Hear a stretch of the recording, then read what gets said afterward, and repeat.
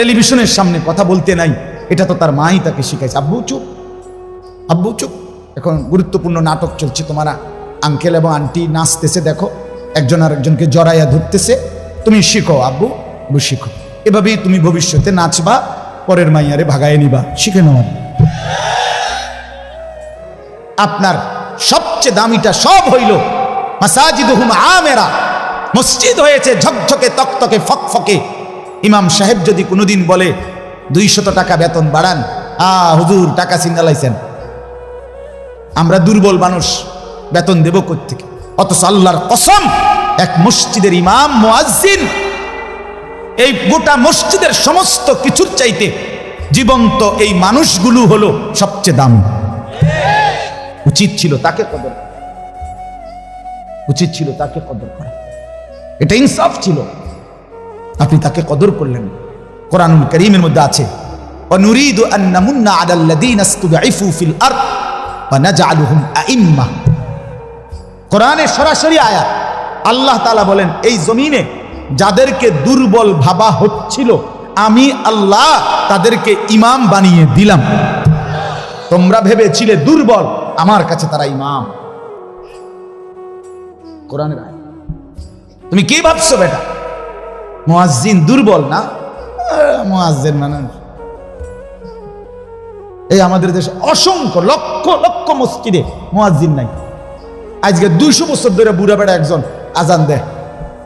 এটা আজান সাধারণ একটা বিষয়, এটা যে কেউকে রাখতে হয়, সুন্দর করে নিয়োগ দিতে হয়, তাকে উপযুক্ত সম্মানই দিতে হয়, তাকে একটু মূল্যায়ন করতে হয়, তাকে একটু সুযোগ সুবিধা দিতে হয়, এটা কোনো মনেই করে।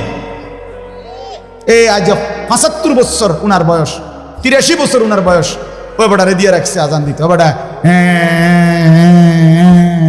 এরকম করে, এটা নিয়ে আজান বলেন না কেন?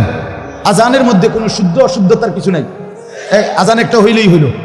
একামতের মধ্যে কোনো শুদ্ধ অশুদ্ধতার কিছু নাই, এটা একটা হইলেই হইল নাকি? তো তাইলে বলেন আপনি। এই জন্য আমার কথা সাফ, অনুপযুক্তকে রাখবেন কেন? উপযুক্তকে মূল্যায়ন করবেন না কেন? কথা বলেন না কেন?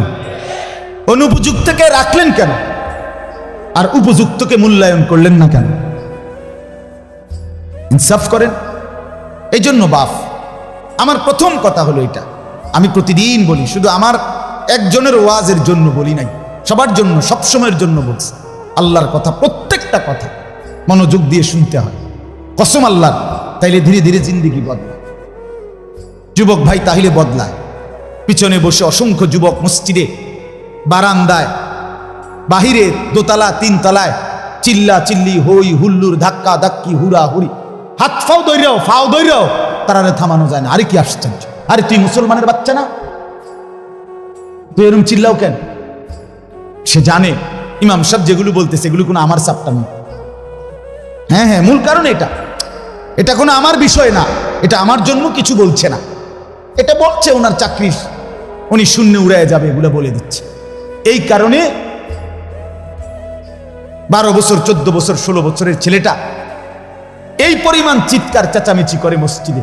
কিন্তু এই যখন তার ঘরে টেলিভিশনে নর্তকীর নাচ দেখতে বসে, নাটক, সিনেমা কিংবা কার্টুন, তখন চুপ হইয়া, বিজা বিলাইয়ের মতো চুপ হইয়া বসে, কারণ সে জানে এখানে শিক্ষণীয় অনেক কিছু আছে। হ্যাঁ, নাটকের মধ্যে কি আছে? শিক্ষণীয় আছে। ইমাম সাহেবের কথায় কিচ্ছু নাই। এই মানসিকতা তার কে তৈরি করে দিল? হ্যাঁ, কে তৈরি করে দিল? মা তাকে শিখালো না কেন? বাবা তাকে শিখালো না কেন? আমি শুধু বুঝার জন্য বলছি। আজকে আমার 2 বছরের মেয়ে আছে, আমি আজকে তার ঠান্ডা লাগছে, ডাক্তারের কাছে নিয়ে গেছি। আমার বাচ্চা আলহামদুলিল্লাহ আল্লাহর দয়ায় যতবারই বের হয় এটা বলেই মুখ দিয়ে হিজাবটা মানে হিজাব লাগাই দিত। ডাক্তারের কাছে শুধু ওনারে দেখানোর জন্য এই হিজাবটা খুলছি, ডাক্তার দেখছে, পরপরে আবার যাবো ওইটা, আবার এটা মাথায় দিয়ে দিছে, বাসায় ঢুকছে, আবার এটা খুলছে নিজে নিজে। এই ছোট, এ তো তার মা বাবার জিম্মাদারি। সন্তানকে দিন শেখানো, আখলাক শেখানো। আমার 14 বছরের ভাই কেন বুঝলো না? আল্লাহর ঘর মসজিদ, সবচাইতে গুরুত্বপূর্ণ, এটা কেন বুঝলো না? এখানে চুপ থাকতে হয়, এটা কেন বুঝলো না? টেলিভিশনের সামনে কথা বলতে নাই, এটা তো তার মাই তাকে শিখাইছে। আব্বু চুপ, আব্বু চুপ, এখন গুরুত্বপূর্ণ নাটক চলছে, তোমার আঙ্কেল এবং আন্টি নাচতেছে, দেখো একজন আরেকজনকে জড়াইয়া ধরতেছে, তুমি শিখো আব্বু, আব্বু শিখো। এভাবেই তুমি ভবিষ্যতে নাচবা, পরের মাইয়ারে ভাগায় নিবা, শিখে নাও।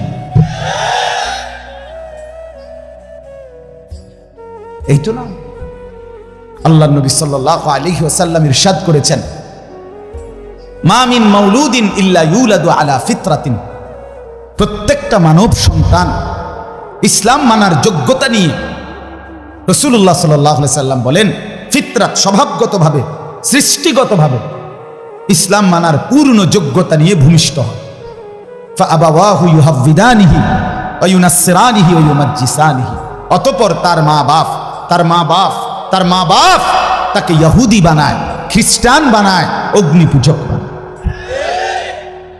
আপনাদের যাদের ঘরে গত 20 বছর ধরে রঙিন টেলিভিশন চলতেছে, নাচ গান নর্তকীর ছবি, জিনা ব্যভিচারের দৃশ্য প্রতিদিন আপনাদের বউ, আপনাদের ছেলে মেয়ে আপনার ঘরে বসে দেখতেছে।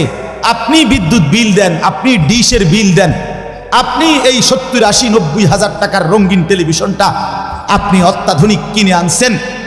অতঃপর আপনার বউ বাচ্চার জন্য আপনি মেনে নিছেন, স্বীকৃতি দিছেন যে তাদের জন্য এই নাচ গান, অসভ্যতা, অশ্লীলতা, বেহায়াপনা, নর্তকীর ছবি, হিন্দি সিরিয়াল, জিনা ব্যভিচারের দৃশ্য দেখা আপনার চোখের সামনে, আপনার জানা শোনা, আপনার ঘরে বসে দেখে আল্লাহর কসম মুসলমান, আমি বললাম, আল্লাহর রাসূল সাল্লাল্লাহু আলাইহি ওয়াসাল্লাম বলছেন, যেই পুরুষ, যেই অভিভাবক তার স্ত্রী সন্তানের জন্য নাপাকি, অশ্লীলতা, বেহায়াপনা, অসভ্যতা, গুনাহ মেনে নেয়, স্বীকৃতি দেয়, তাকে বলে দাইয়ুস।